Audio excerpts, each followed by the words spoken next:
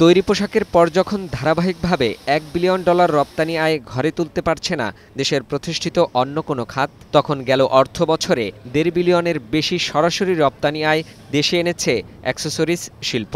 এমন দাবি করে কার্টুন, হ্যাঙ্গার, পলিপ্যাক সহ আনুষঙ্গিক পণ্যের $700 বিলিয়ন বিশ্ববাজারে বাংলাদেশের অবস্থান শক্তিশালী করতে কাঁচামাল আমদানিতে বন্ড সুবিধা বাড়ানোর কথা বলছেন এ খাতের ব্যবসায়ীরা। টোটাল 22.5% আমাদেরকে ভ্যাট দিতে হয় স্যার, এইটা প্রত্যাহারের জন্য আমরা জোর আবেদন করব। যারা ইনকাম ট্যাক্সে যাচ্ছে তাদের উপরে জুলুমটাই স্যার বেশি হচ্ছে। তারা অভিযোগ করেন রাজস্ব কর্মকর্তারা নানাভাবে উদ্যোক্তাদের হয়রানি করে। এ বিষয়ে এনবিআর চেয়ারম্যান বলেন, রাজস্ব কর্মকর্তাদের ব্যবসাবান্ধব হওয়ার কোনো বিকল্প নেই। কাউকে বিশেষ সুবিধা আর কারো ওপর অন্যায়ভাবে কর চাপিয়ে দেয়া চলবে না। এই যে বৈষম্যমূলক ট্যাক্স রেট আপনারা নিচ্ছেন, এখান থেকে আপনাদের কি লাভ হচ্ছে? কোনো লাভ হচ্ছে না। খামাখাটা বদনাম হচ্ছে যে টেক্সটাইল সেক্টরের ট্যাক্স রেট কম।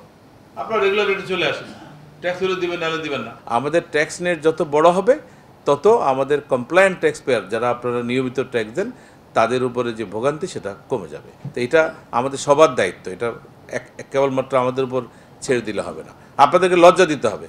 তুমি তো ভাই ট্যাক্স দাও না, তোমার সাথে ব্যবসা করবো না। চেয়ারম্যান বলেন, কারো একার পক্ষে দুর্নীতি বন্ধ করা সম্ভব নয়। দুর্নীতিবাজ রাজস্ব কর্মকর্তাদের ধরতে ব্যবসায়ীদের এগিয়ে আসার অনুরোধ জানান তিনি। কুইক ড্রাস্টিক কিছু অ্যাকশন নিতে হবে। আমি তো বলেছি, এরকম যদি হাতে নাতে কোনো ধরা পড়ে, আমরা কোনো রকমের কোনো তদন্ত, কোনো ঝগাঝাটি, কোনো কিছুর মধ্যে যাব না।